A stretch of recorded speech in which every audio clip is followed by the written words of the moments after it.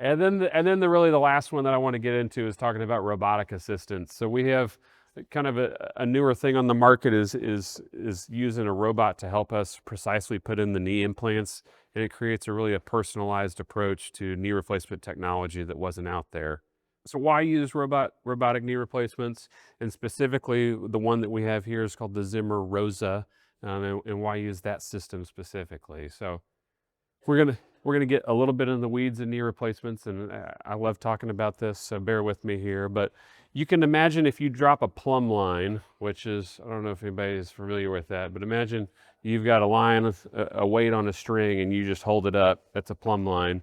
If I draw one from the center of your hip to the center of your ankle, it should roughly intersect the middle part of your knee, or at least that's what we want to happen, to evenly distribute the forces across your joint for longevity of the implant.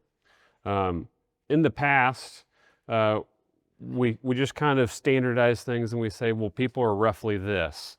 And everybody's on a bell curve, not everybody fits on that, but we say most of the people are roughly at this angle, so we always cut their femur at 6 degrees of valgus, which means just a little bit crooked from perpendicular or parallel to the ground, and we cut people's tibia perfectly parallel to the ground here. So ultimately with the angles, it just means that you're getting an approximate cut based on whatever is in the population, not actually what your bony anatomy wants. There's a newer way of doing knee replacements out there called kinematic alignment, where when we look at people's joints aren't perfectly flat to the ground, okay, in terms of parallel. They're more askew or just a little bit crooked, okay? When we start doing our old cutting methods, they just were relatively inaccurate, okay? So if you look here, you can see I want to make roughly a slightly skewed cut here. It's roughly 3 degrees off of perfectly flat to the ground.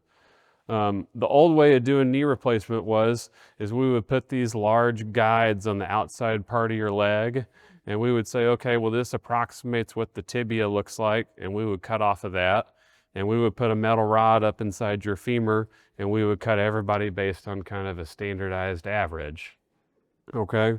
It doesn't seem very precise, and in all honesty, it probably wasn't the most precise, but patients did well with knee replacements kind of regardless. The newer way, or the way the reason that this matters to us is, imagine if we had a 3-degree error in our cut, okay? So if we tried to cut everybody at 0 degrees or perfectly parallel to the ground, okay? If you messed up by 3 degrees, then you'd be plus or minus 3 degrees, and maybe that doesn't matter. But if we want to make people have a skewed joint line that matches their natural anatomy, let's say we start at we're trying to recreate 3 degrees, and I have 3 degrees of error in there, now we're ending up at a 6-degree cut, which is too much. And that, you can see kind of here based on this, if I shoot for a 3-degree cut here, and I take too much, then I end up in this really soft bone in this part of your tibia here. So to do kinematic alignment correctly, you really need to make sure that you're precise with your cuts so you don't have outliers. And that's always been the big issue with knee replacements is we're really good for 95% of them, but for that extra 5%, if you have an outlier cut, then you could have issues with support of the bone underneath it. So what does this mean for y'all and for newer technology? So we use this ROSA machine to help build a 3D map of your knee ahead of time. So when we prepare the knee, we go in and we make our incision, and then I take a bunch of points. I take points that give me your hip center, points that give me kind of where the canal enters, your condyles on both sides, inside and outside part of your knee. We take roughly 7 points on your tibia as well to help build this 3D map. When I go in then I can also test your ligaments prior to making any cuts and get a true picture of what does your knee look like and how does it work. Then prior to doing any work at all, I can actually, on the computer, on the monitor screen, I can plan out your knee replacement ahead of time.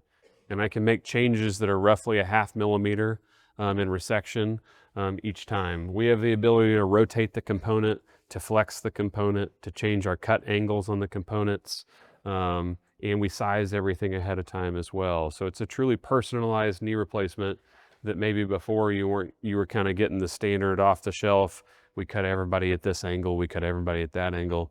This is now one that I can tailor directly to patients and their needs. Let me show you kind of what the robot does and how it helps us.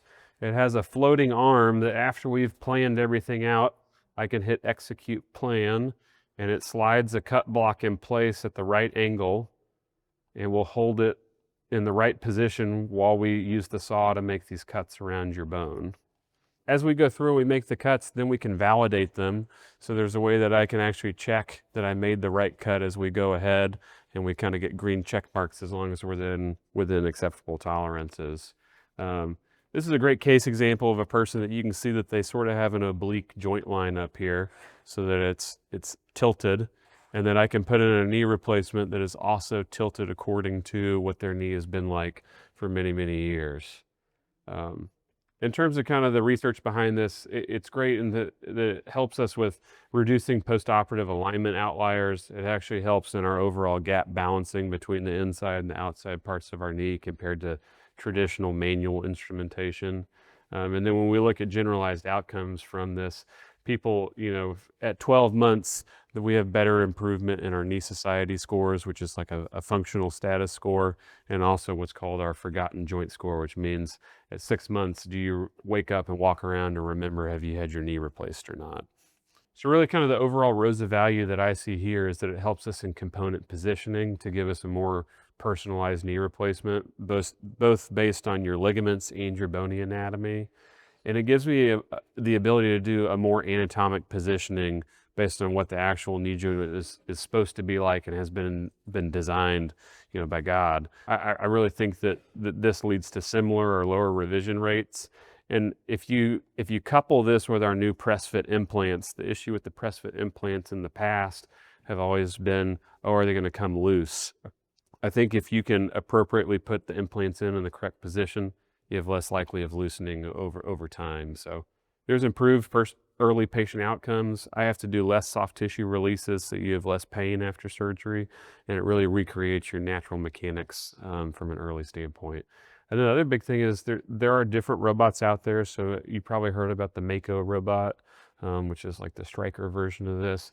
That one requires you to get a CT scan prior to surgery, which is a lot of radiation for the patient. So we don't have to do radiation using this robot and this technique. So in terms of orthopedic kind of services here at Charlton, we recently renewed our Joint Commission Total Hip and Knee certification, which was big. We have a Joint Academy program which is both an online and an in-person class that you can attend prior to getting your knee or hip replaced to get answers about what it's like to have that done. We've got brand new state-of-the-art operating rooms that just finished a renovation, I think maybe in March of this year.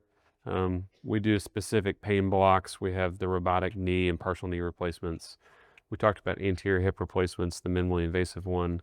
And then I also do revision hip and knee replacements. So if you have one that you don't like, I'm happy to see you about it. I think that's kind of the main stuff. So thanks everybody. I appreciate it.